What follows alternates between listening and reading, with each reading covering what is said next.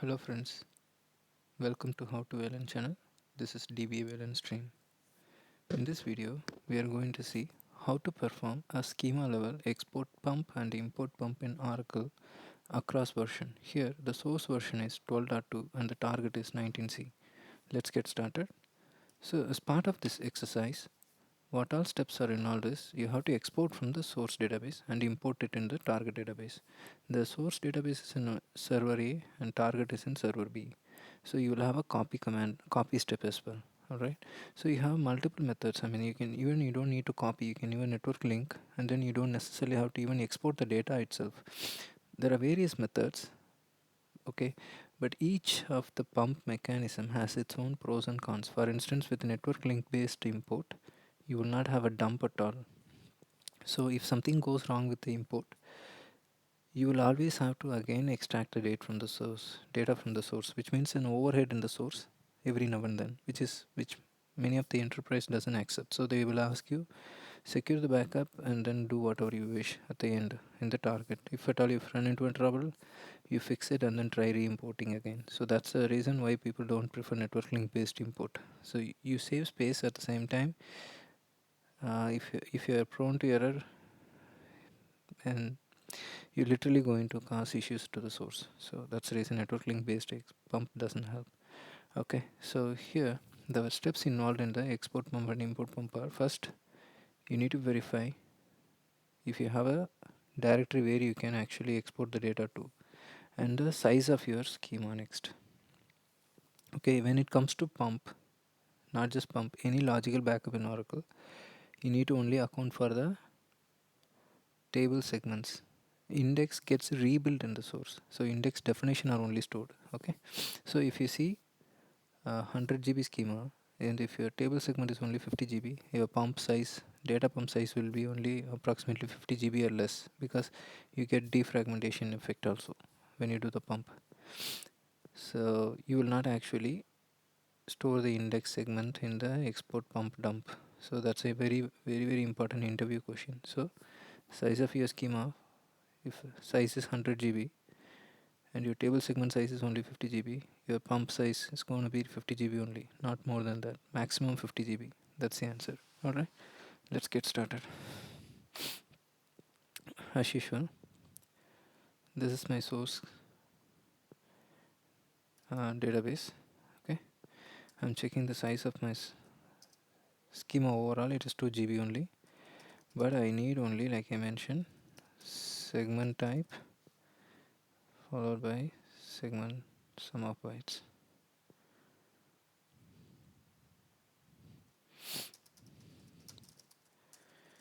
Group by segment type. Alright, so table is 1.8 GB for me.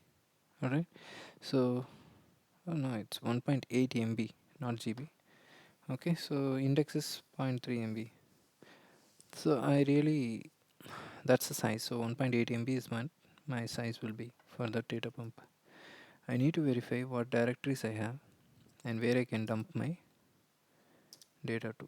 And if you see, there is one pound directory called data pump dir, and I'm going to use that for my exercise. I need to verify if I have sufficient capacity in the OS. I have 18 GB free space available, so I should be good. Okay.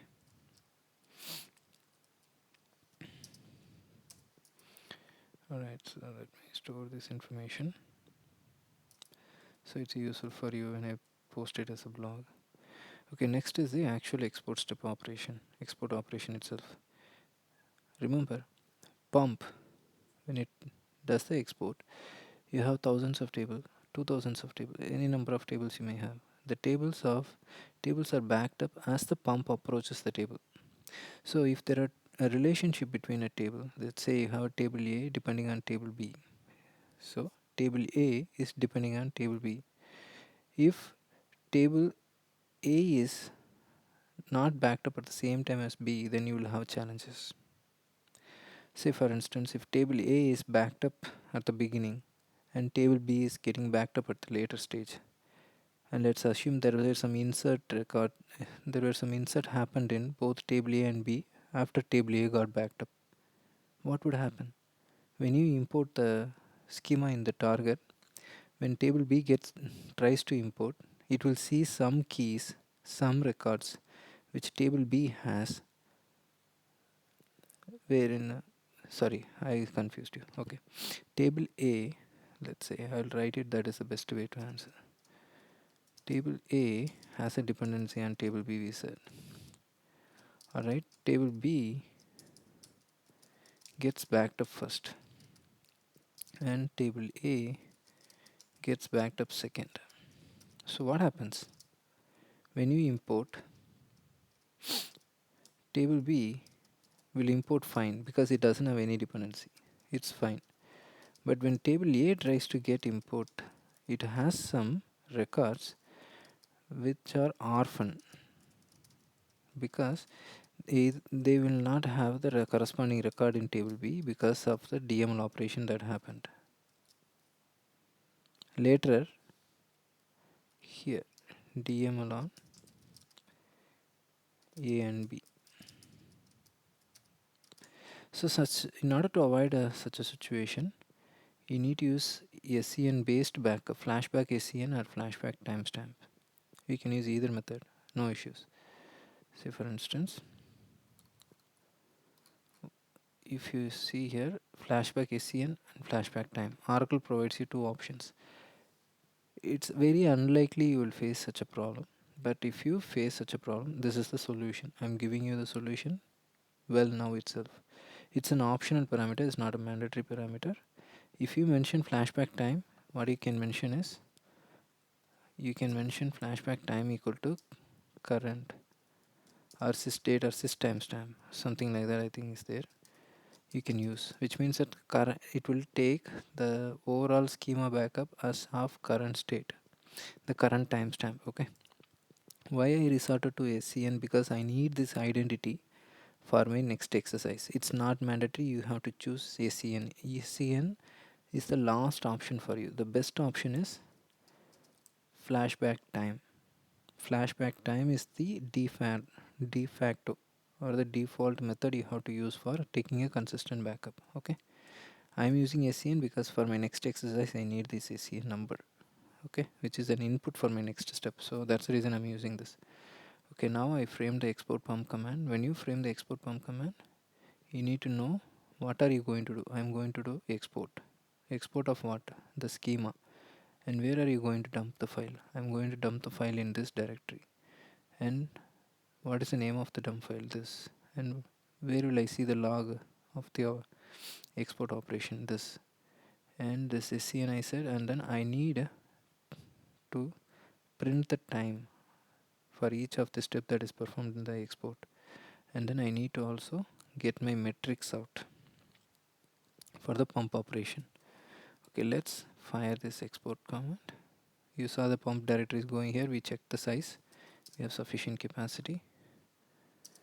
Alright, I am performing this as sysdba, but Oracle doesn't recommend you to perform any export operation using sys. You have to perform it as system user or any other specialized user created specifically for pump operation. You can grant export full database kind of permission such that they are able to perform all the operation as sys do. Because when you do the export operation using sys, when you do a full database export using sys takes a lot of dictionary object along with it, and when you import it in the target, you will get a lot of errors stating that object already exists, and it can corrupt the dictionary in the target. So Oracle does not allow you to perform such operation, and it's used only for internal purpose. Okay, now the export finished, and if you notice here, alright, it took only 36 seconds, and there is not even a single error. If you had any errors, it will say successfully completed with 15 warnings, successfully finished with 15 warnings, errors, something like that. It will throw. Not even a single error we had, and these are the tables I had, and I got all the tables record out. Okay, I'll just check. So now the next step for me is to transfer this dump to my destination.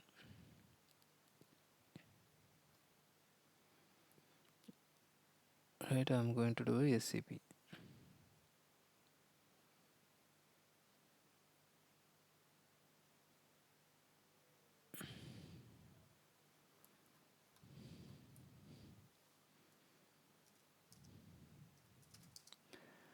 Okay, you can see the dump got transferred and where it landed.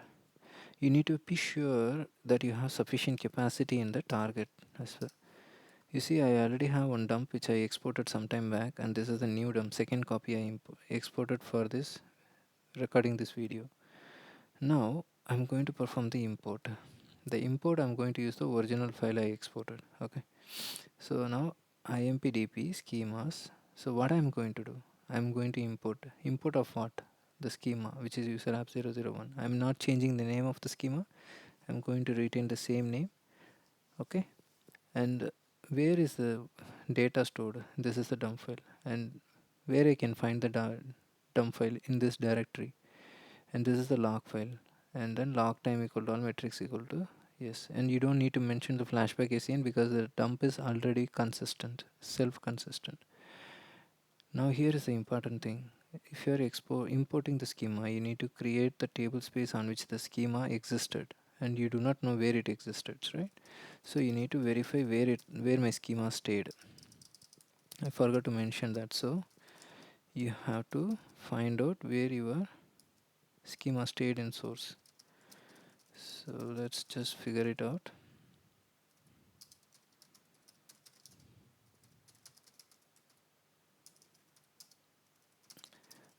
Right.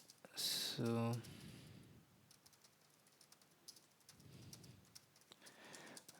just find out the segment type, comma, sum of bytes. Alright, let's do that quick.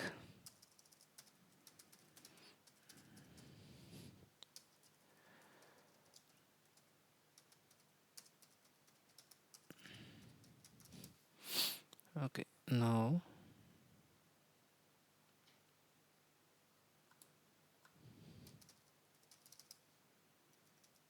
okay, by my both table and index segment are located in this table space, and I know the size I need to verify if I have those table space already created.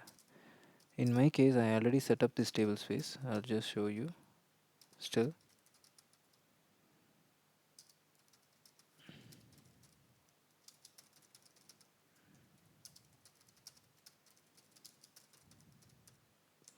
this is a prerequisite. So verifying if you have sufficient capacity in the mount point, and verifying if you have sufficient capacity in the table space. Those two are very important.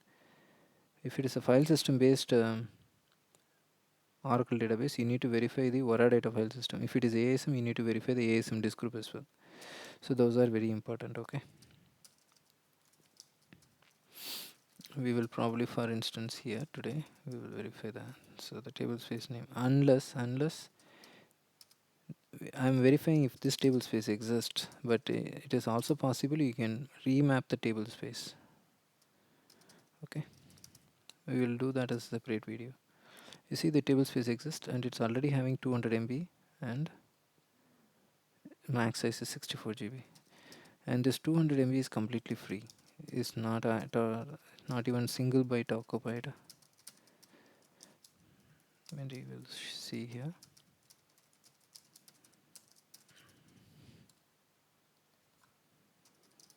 You see 198 MB is free. And this is located in Vora data, and in Vora data also I have 797 MB free. It's just less.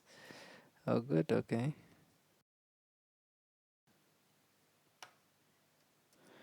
Okay, by luck I noticed that I have very less capacity here. I will upsize my Vora data. Anyway, now what are the pre-checks we did? Alright, we verified the table space.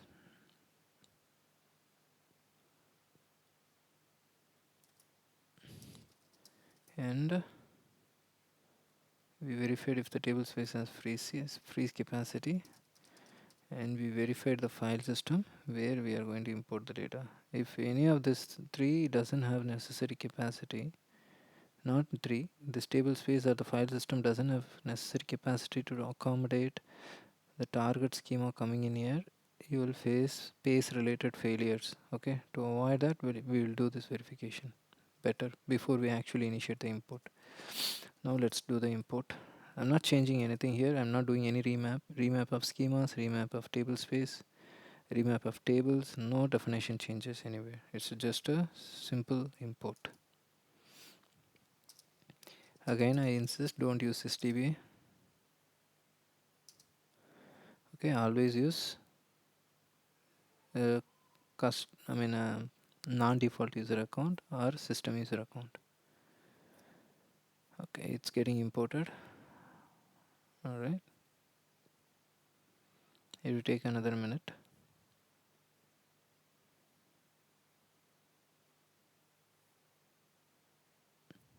Yeah, the stats is you better avoid stats, because stats has a lot of bug with import.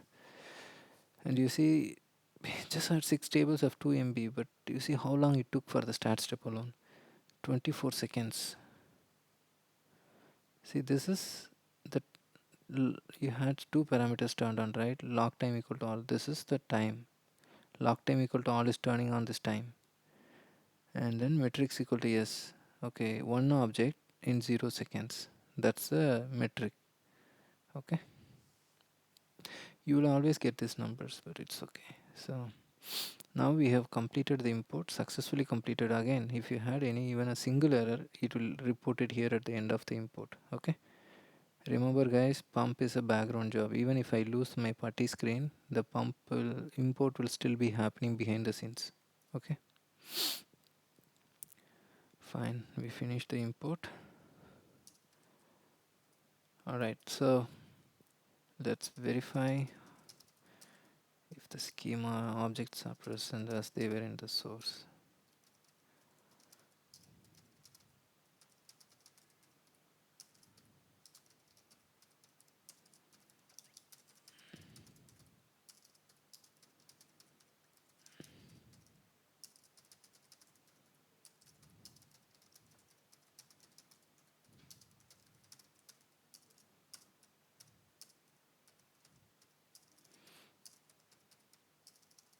Alright, so give me a minute.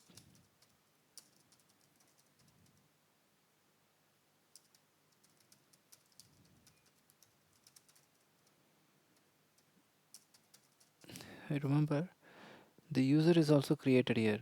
Okay, we did not just import the tables, we imported the user also. User and its definition, permissions, grants, everything would have come here. See, user is imported, grants are imported, roles are imported, quota, table space quota is imported, and all the information as we had in the source for that particular user is imported in the target. Okay, that's very important.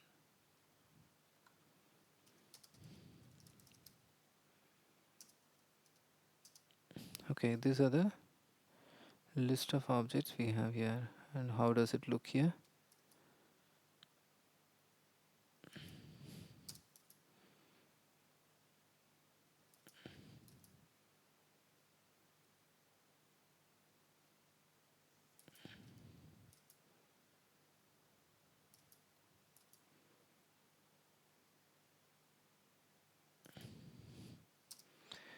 Eleven objects, and so three index, two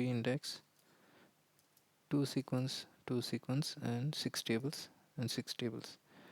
So all the objects are matching as they were, and let's do a select count of one randomly from one object. So let's see, it has 1998. So we should ideally have the same number of objects in the source as well. 1998. Okay. And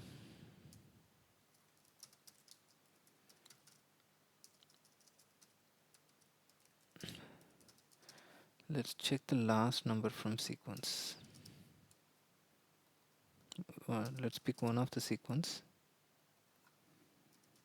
and let's check the last number if it's also matching, because we didn't have any cache. I'm sure cache would have played some checks here, but it's okay. 2998 and 2998, even sequence is also reflecting fine. Okay, anyway, This is how you perform a import, and you validated the import, no issues found. This is how we perform an export import. It's a very simple and straightforward export import. What did we do? We verified the size. We verified if we have sufficient capacity to hold the dump in the source in one of the mount points, and then we took the export. We transferred the dump from the source to target, and we imported the the schema into the target. After verifying we have necessary table space and capacity available, the prerequisites. So, and then we verified if the import was successful by validating the object count and object types and status. So those are the things you need to do. All right. And there are further complexity and tricky export imports you can perform, but that's reserved for the next video. And remember guys, I actually exported from 12.02 and imported it in 19C. I'm not sure if you watched this from the beginning of the video, you would have noticed it. The database export happened in 12.2 and import happened in 19C. Lower version to higher version. Export in lower version, import in higher version. Oracle will allow because higher version is backward compatible with lower version. Reverse, Oracle won't allow because higher version will have some features which are not there in lower version, so it will be always stopped. In such case, what you have to do, you have one more parameter called compatible. You have to include that compatible parameter in the export, and then only you have to run the export command itself in the source. If you are exporting the data in 19C for instance, and I'm planning to import it into 12.2 database, then I need to set the compatible parameter to 12.2 to get my export working. To get my import working without any errors. Okay, I'll show you that parameter. Alright, encryption. Always use this help equal to y, which will give you all the options you have.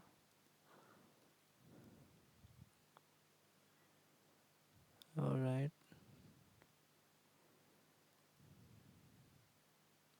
yeah, yes, you see here version compatible, latest or any valid database version. This is the one you need to mention, version parameter, which will tell you, okay, even if I do the export in 19C, I want the my data dump should be compatible with the lower version of the Oracle database. Simple as that. I hope you like this video. If you really like, give me a thumbs up and subscribe to How to Learn channel, and please feel free to share your valuable feedback in the comment section. Thanks guys, thanks for joining with me. We'll see you in the next video. Thank you, bye.